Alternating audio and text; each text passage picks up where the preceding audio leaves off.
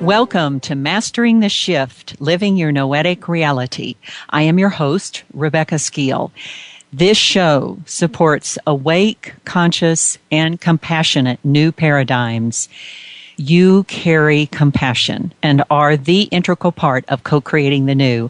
And welcome and thank you for being a regular listener to Mastering the Shift. Or if you just found us for the first time, and if you're enjoying the show, I hope you will share us with a friend. You know, my goal is 100,000 plus listeners each week, focusing on co-creating passionate, compassionate new paradigms in their personal lives and on the planet. So thank you. And I'd also like to welcome Mastering the Shift's sponsor, the Bioneers. Bioneers is inspiring a shift to live on Earth in ways that honor the web of life, each other, and future generations. And you can find out more about the Bioneers and their upcoming conference, October 14th to the 16th, at Bioneers.org. Or you can also go to the homepage of Mastering the Shift and click that blue banner. It'll take you right to their site. Well, I am just delighted today to welcome my guest to Mastering the Shift, Tom Kenyon. Tom Kenyon, I'm going to just give you a brief part of his bio. Tom Kenyon is a researcher, a psychotherapist, a musician, sound healer, and teacher of each of the major systems of transformation: Tibetan Buddhism, Taoism, Hinduism, Egyptian high alchemy, and esoteric Christianity. For over 20 years, his organization, Acoustic Brain Research, has been a leader in the utilization of sound, language, and music to facilitate the discovery of the creative energy of the inner being. It was his early research that helped change the way science and education looked at the sound in the brain, as he proved that sound does alter brain states. Tom teaches workshops and leads tours all around the world. He is the author of the acclaimed book, Brain States, Mind Thieves, the Hathor Material, and he co-authored the Magdalene manuscript with his wife, Judy Zion. He is featured author in The Great Shift, and on and on and on and on. Welcome, Tom, to Mastering the Shift. Thank you. It is just so wonderful to have you on the show. And I was reflecting on that today, and it's because you really have accomplished in areas that are very near and dear to my heart. The first one being sound and sound healing. The other one being Mary Magdalene, and those teachings and that message and that the vibrational state. And finally, the Hathors, which is what we're going to focus on today. And because I have been aware of the material of the Hathors for many years, as well as your recordings, your sound recordings that go along with a lot of the messages. And because my show is all about mastering the shift, when I first started this show, I just thought, wow, I want to get Tom Kenyon on the show. So thank you for being on the show. Yeah, it's wonderful to be here. Well, let's start simply, Tom, because I want to make sure that our listening audience is really on board with the Hathors, this material, so we can kind of go where we want to go in the show. So could you just start off with just a really simple question? Who or what are the Hathors? Well, that sounds like a simple question, but it's very complex, actually. And I think the best way that I could answer that is to talk about the difficulties I had adjusting to them, because they came to me in the 1990s, and I was involved in brain research, and I was very much logical in my thinking. And to make a very long story short, they came to me in meditative states. I would see them psychically, and they would start giving me information that I recognized as significant because I've been working as a psychotherapist and in brain research for quite a while. But I couldn't buy who they said they were. They said that they were from another universe outside this universe, that they had come through a portal called Sirius, entered this universe, went to Venus, and were there interdimensionally. And we're here to help Earth through its transition because they had gone through something similar in their own experience in the other universe. So I thought that was intriguing, but quite frankly, bullshit.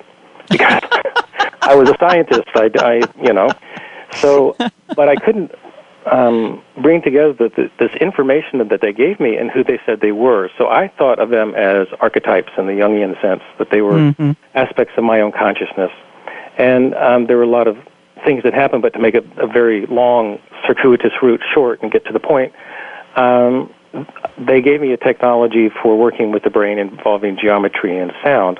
And I beta tested it, and it worked powerfully and wonderfully. And then they said they wanted me to write a book. And I said, there is no way I'm going to write a book and put my treasured, initials and degrees after my name in front on a book that talks about these beings. And still, I knew the information was valid and important, but I thought in myself, okay, this is the creative aspect of my own consciousness, not something external to me. And I operated at that level until I was doing a workshop in California, and nobody knew that I had been asked to write this book by them. No one. And so this woman comes up who turned out to be the publisher of the first Hathor book, Virginia Scene, and I never met her before. I knew her name. And she said, hello, I'm Virginia, and your Hathors have been bothering me. You're supposed to be writing a book. I mean, the mathematical analysis of what are the chances of someone I've never met coming up and telling me this, or it's just off the charts. And I said, well, I'm too busy to write a book. She said, that's not a problem. We have a transcriptionist. And so anyways, the book came into existence. But that singular moment was a pivotal point when I had to acknowledge, well, maybe these beings are external to me. Either that or my own consciousness is more creative than I had ever imagined. So essentially, who the Hathors are, according to their own self-description, is that they are beings that exist from what they call the 5th through the 12th dimensions of consciousness. They, in their true form, they're spheres of light. They have an anthropomorphic shape, which is very similar to the Hathor goddess of ancient Egypt. And they said they actually worked through the Hathor goddess temples in ancient Egypt. And they're very masterful at the use of sound. That vibration is their fundamental language, and emotion, and especially the emotion of appreciation, gratitude, compassion, and love. And they say that the safest and most rapid way to move up what they call the spiral of consciousness into the higher worlds of our own being is through the heart, through compassion, through appreciation and gratitude. And they say that all human beings, have these multiple dimensions, but our culture simply prevents us from having direct access to it because of how we're trained in our various thought forms in our culture. So essentially what they do and have been doing for the last 20-some years since I first made contact with them are to give tools to help people to make direct access to their own multidimensionality. And a lot of it involves sound, and a lot of it involves what they call coherent emotions of appreciation, gratitude, love, compassion. And all they are doing are offering tools, and each person, they say, it's their choice how far up the spiral they go. And they say that our entire civilization, our world is going through a major metamorphosis and a transformation, and that the world as we have known it is changing rapidly and will be quite different. But their main message is that everyone, regardless of where they are in their station in life, where they are in their experiences, have multidimensional aspects. And when we make contact with those other dimensions of ourselves, creativity increases and spiritual insight increases as well. So that's their message, I would say, in a nutshell. Well, let's just take one of those words that maybe the audience may not be very familiar with, although if they've been listening to my programs, they're familiar with it, and that is, multidimensionality or interdimensionality. We just have a couple of minutes before break, so maybe we could get started and then, or maybe it's just a short answer. However, it's probably not. So, what do you mean by multidimensional or interdimensional? Well, I would say the most common experience people have of it is when they go to sleep and have a dream. And brain research, sleep research especially, has shown that a lot of the dreams that we experience are basically junk. A lot of it has to do with unstressing, and some of it, interestingly enough, has to do with learning, incorporating, and integrating the day's experiences into our nervous system, into long-term memory, and into vibrational states while we're sleeping. So the dreams can be very, unusual. Like a clock can, if you're clocked by your bed, you look at it and the clock was going backwards, you would think, God, the clock is broken. But in dream time, the clock going backwards can signify that you're moving backward in time. So in my own experience, I would say that for myself, my own dreams, about 10% are messages from my deep unconscious. The rest of it is a slew of different things. But that 10%, those messages, I call messages from the deep, are very significant. And Carl Jung did extensive research and work in this area, and a lot of psychology looks at this now. And it's basically those messages from the deep are important aspects of our being. And so that's the first step, I would say, that most people might be familiar with from their own experience, is the odd dream world. And that dream world is one of the doorways into multidimensionality, and then it becomes very complex from there. And we could explore that complexity, or stay exploring the dreams as you think best for your audience. Okay.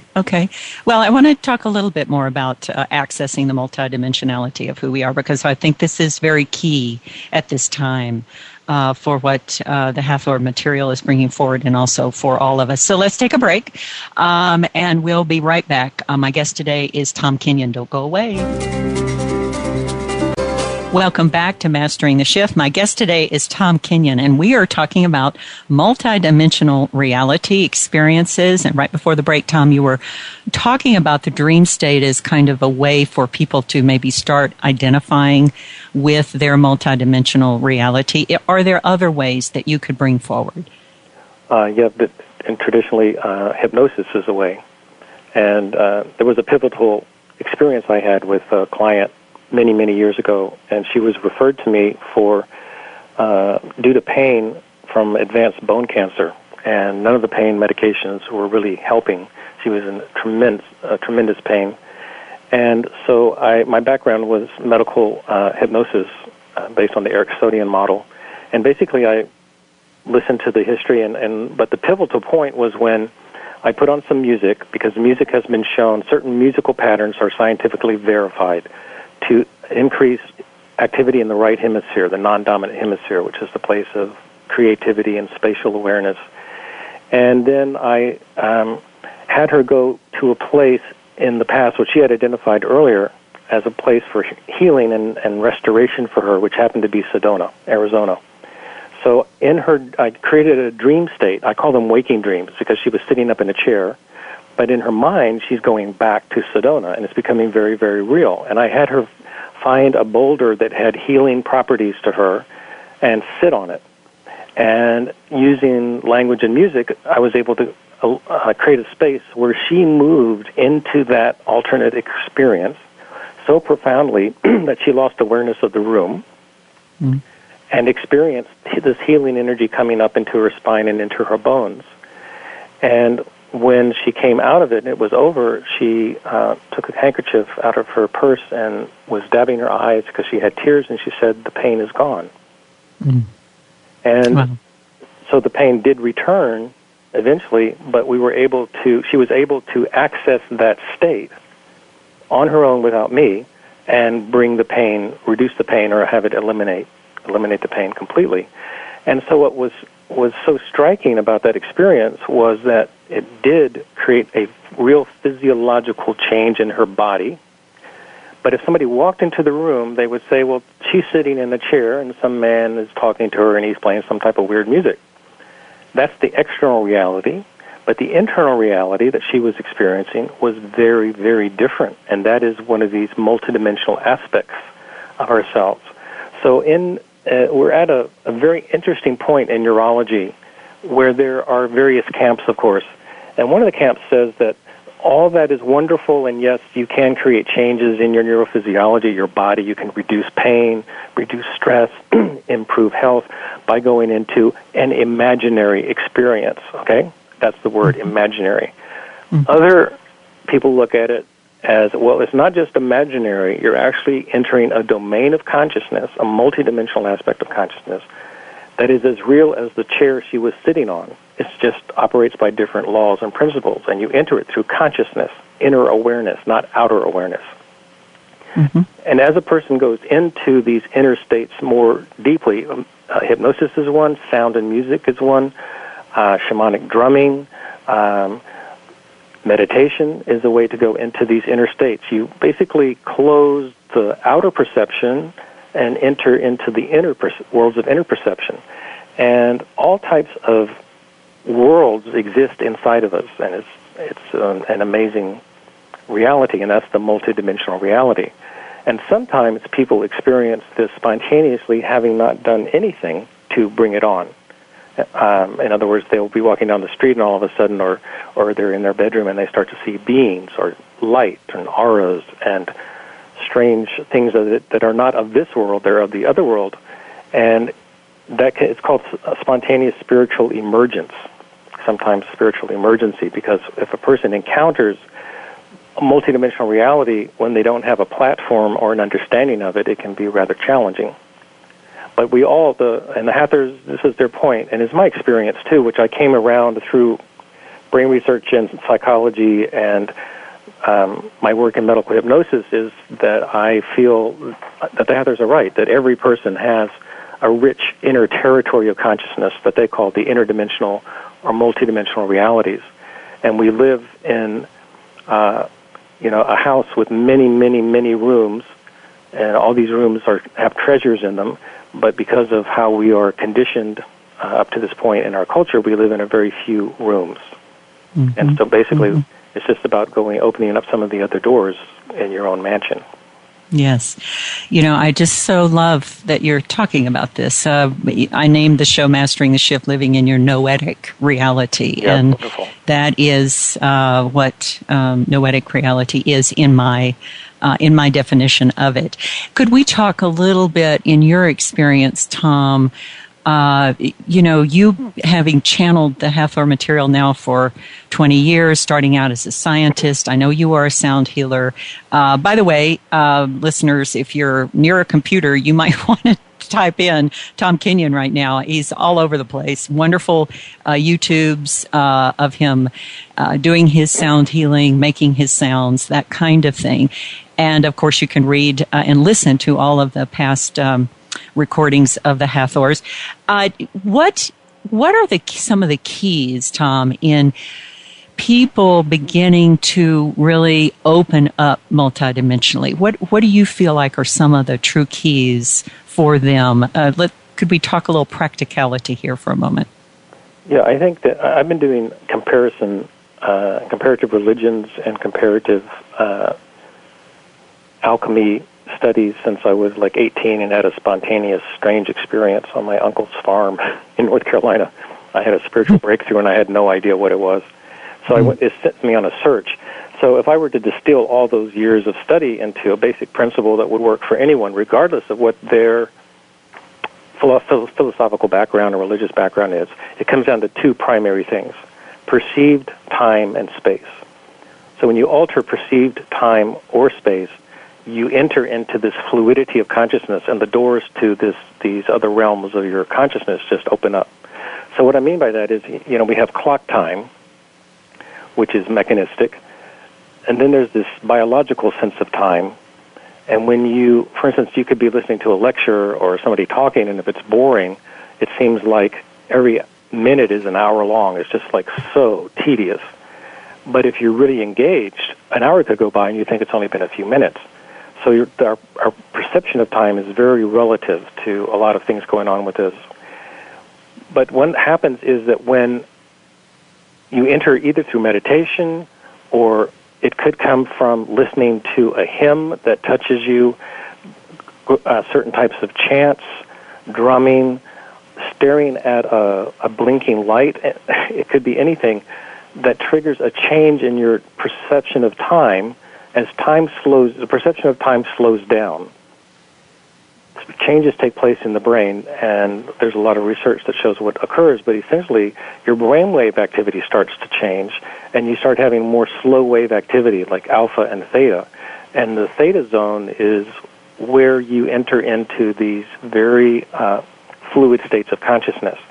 So one of the ways to do this is through sound and music, and there's been a lot of research that verifies that, for instance, Baroque music, the Largo movement, if you get a piece of Baroque music, find the Largo movement, listen to it, your brain will start producing an increase of alpha activity, and this leads you to that slowing down of perceived time, and that's the doorway. And the other thing that happens is that when you enter these states, your sense of space changes.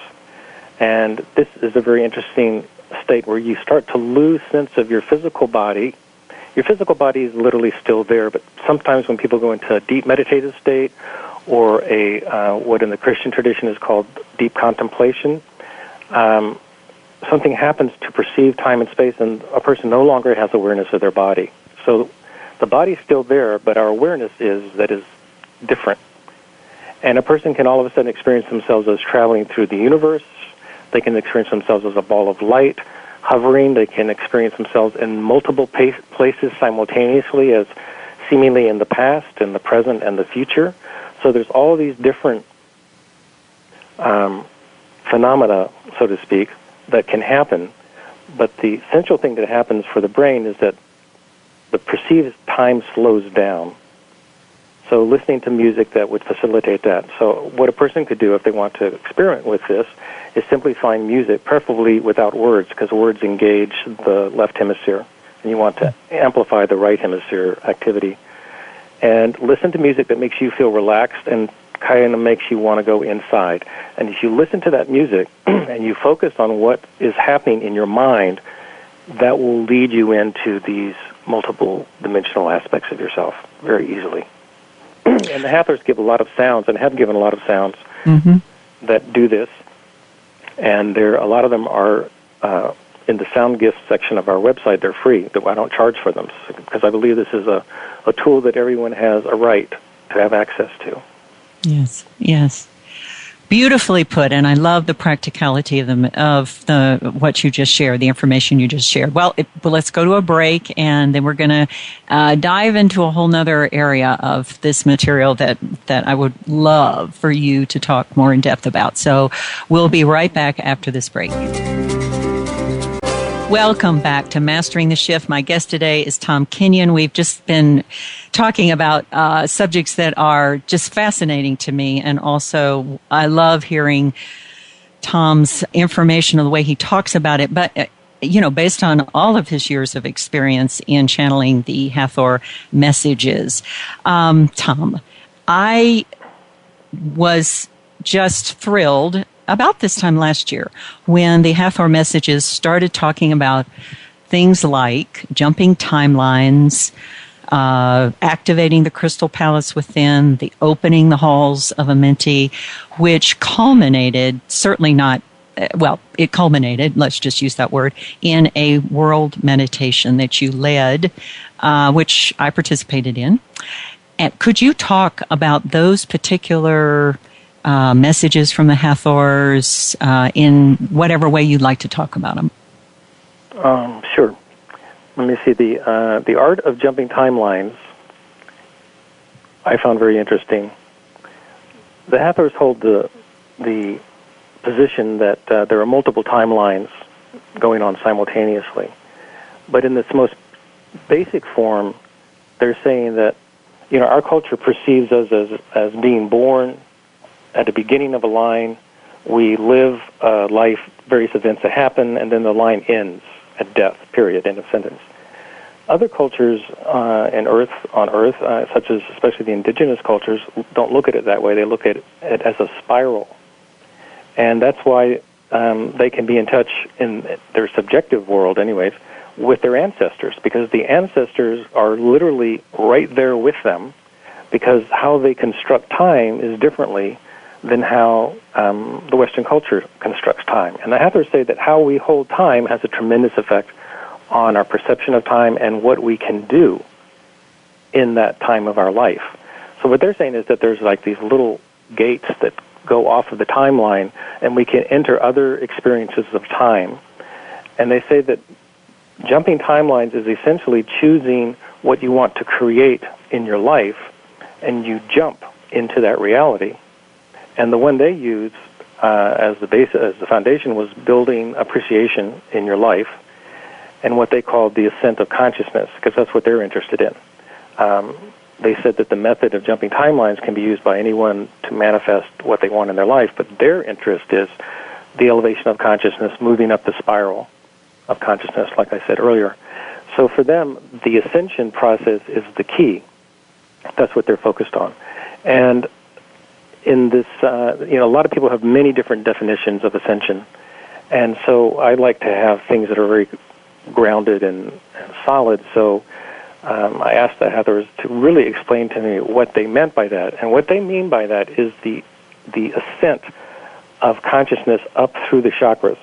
Mm-hmm. And as it enters the heart, there is this spontaneous blossoming of appreciation, gratitude, compassion, an understanding of the interrelatedness of you as a single being to all other beings and all other life. And then from there, we move further on up into other aspects, other dimensions of consciousness.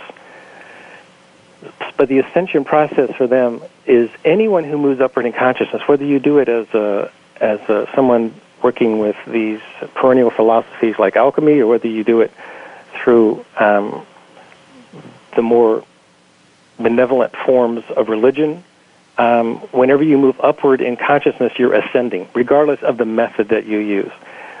They hold that the Ka body is the key to this, and the Ka body is an ancient Egyptian term, and it translates as spiritual double, the etheric twin. So the etheric mm-hmm. twin, or spiritual double, the etheric twin, it looks like the physical body, same shape and size, but it is energy. It does not have mass.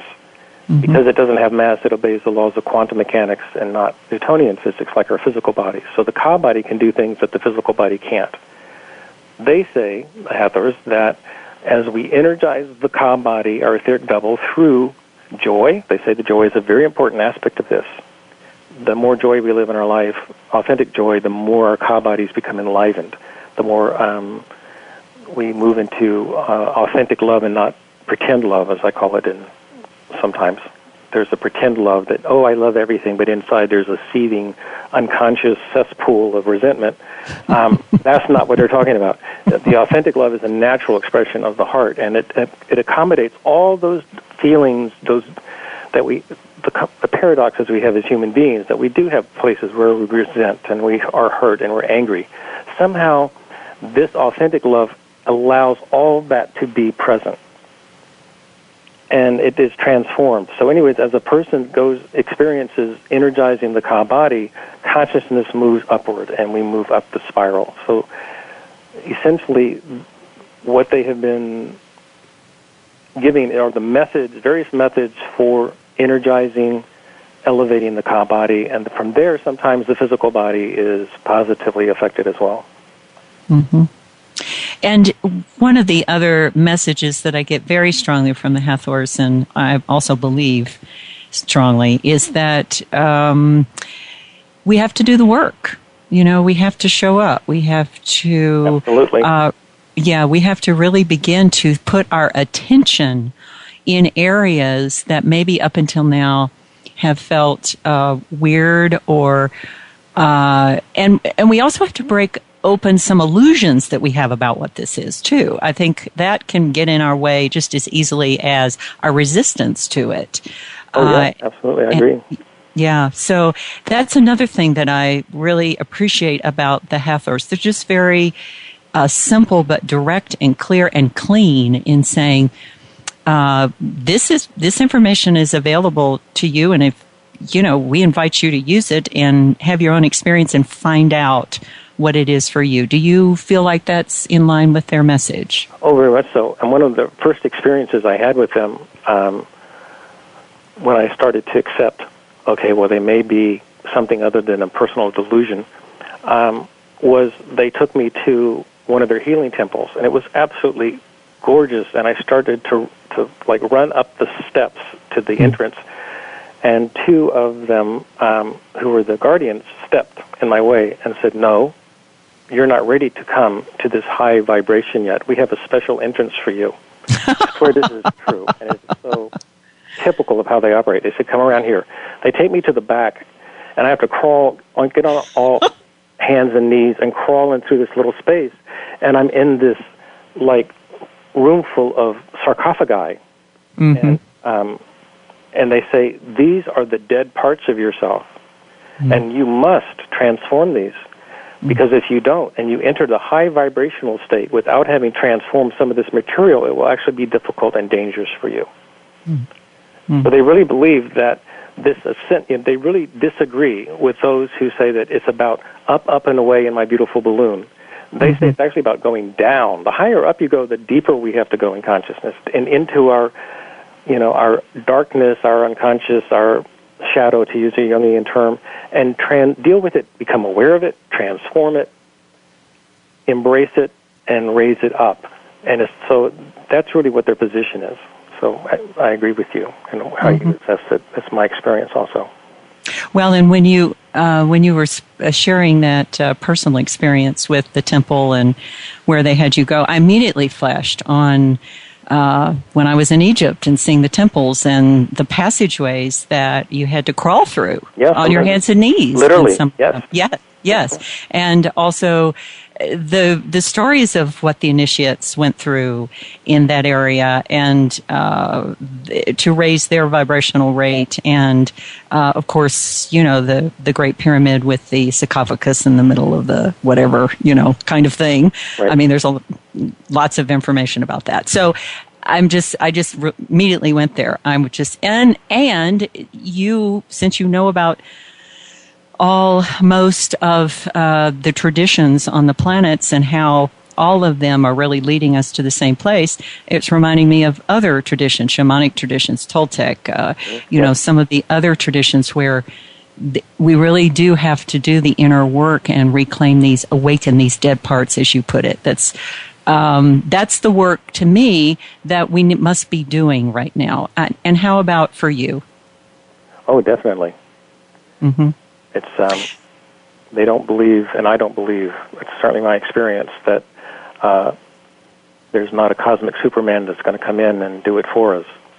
Each of us has to do it for ourselves, and how deeply we work and how far we get depends, translates to where we are on the spiral, and where we are in our own consciousness really determines how we experience the world. The world is, very much a creation of the external reality, but also what we do to it in terms of our emotions and our thoughts about it. What do you think, just you personally, Tom, what do you think is the most important shift that we could do at this time as just an individual person to really, I think, assist in this shift, not only that we're going through as a human species, but also on the planet? Well, I've been coming to this for a few years, but it actually dovetails with something the Hathors have been hammering recently in their latest message that came out. And as odd as it sounds, I think that where many of us have to get to is to, let me frame it this way. Many of the spiritual traditions that we've inherited say that the world is an illusion, or that it's a punishment, or that it's evil, and that there is an eternal battle between spirit and matter. And the Hathors have come down very hard, and it's very not typical of them. They're very gracious in letting people have their own thought forms, and they still say each initiate, meaning a person who's living upward, regardless of what tradition you're using, each initiate needs to decide for himself or herself where they stand on this position. Is the world we live in something that we can subdue and dominate, or is it something to be honored and embraced and co-created with?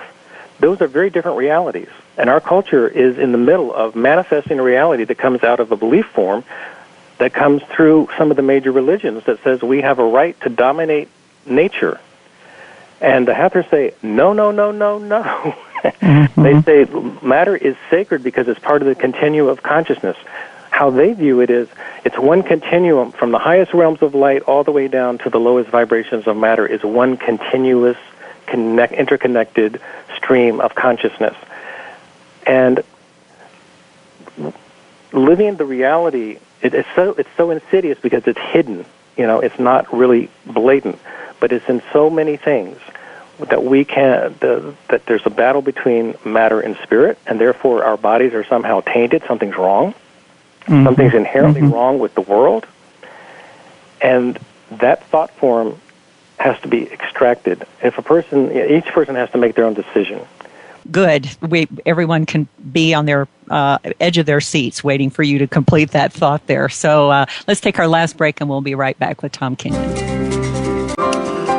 Well, welcome back to Mastering the Shift. My guest today has been Tom Kenyon, and like all of the other wonderful shows that I do here, this hour has flown by.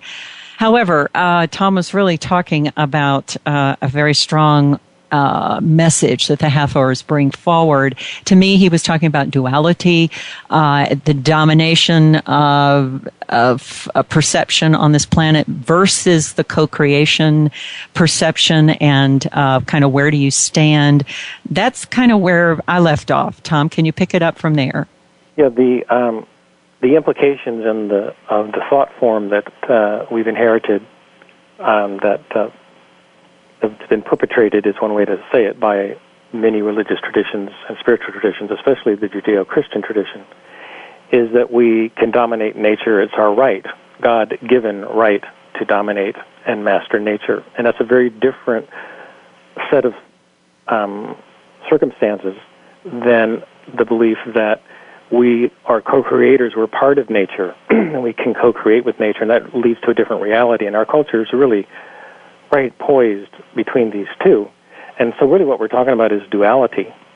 And how do you deal with duality? And this is the really odd juxtaposition of multidimensional, interdimensional reality, what some people might call spiritual reality, and the duality of the world. And so when you bring compassion and love in to interface with the world, in which there's so much dichotomy and differences, that merging of the two is a creative act that each person has to engage if they're going to move upward. And each person will do it in their own unique way. And some of the different perennial philosophies and spiritual traditions offer pointers to this.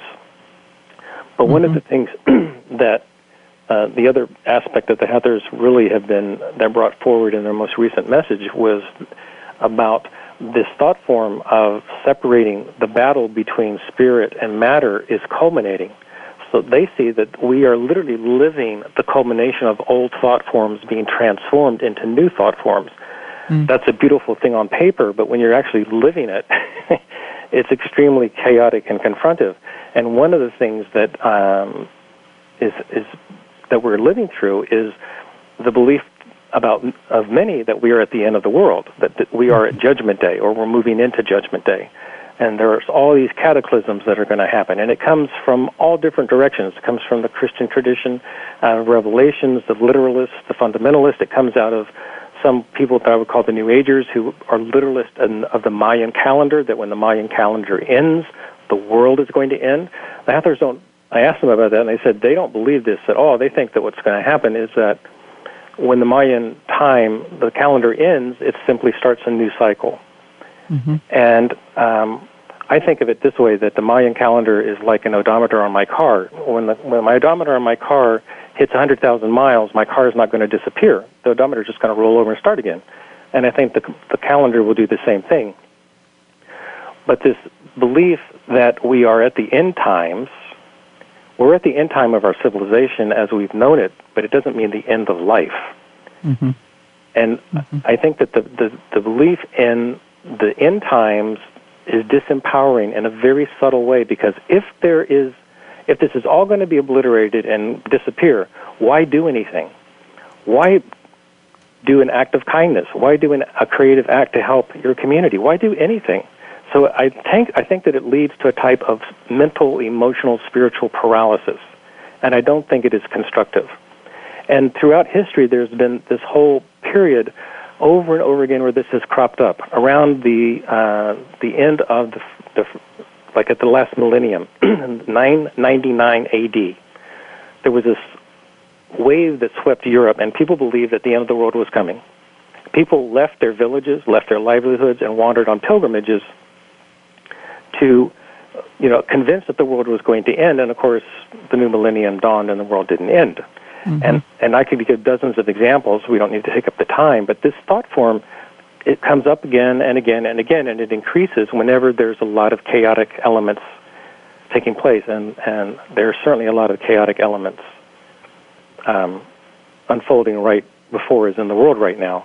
Mm-hmm. So the Hathors feel, and I agree with them as I really contemplated what they were saying, that we each have to decide where we are on the line.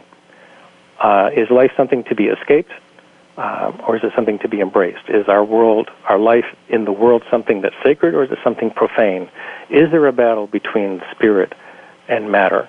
And depending where we fall in that line will be various consequences for us and how we experience our life, our body, and the world. And I think it's a very significant thing, although very, very abstract.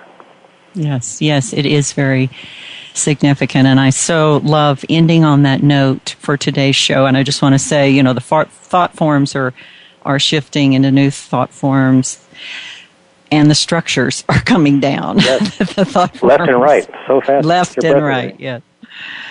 Well, Tom, would you share with us where people can find out more about you, or anything you'd like to share? I asked Tom during the break, I said, I saw on your calendar there were lots of workshops coming up, and he said they're all full. So however, there is still a lot of ways to participate with Tom. So what would you like to share with the audience? Well, if they go to the website, www.tomkenyon.com, there's several things. There's a section for those listeners who are scientific-oriented and want to go into the brain research aspect of consciousness. There's something called acoustic brain research, and that opens up this whole, everything's free on the website in terms of articles and information. So they can see EEG studies that were done, and I discuss brain physiology and consciousness, so that's, for the scientific people.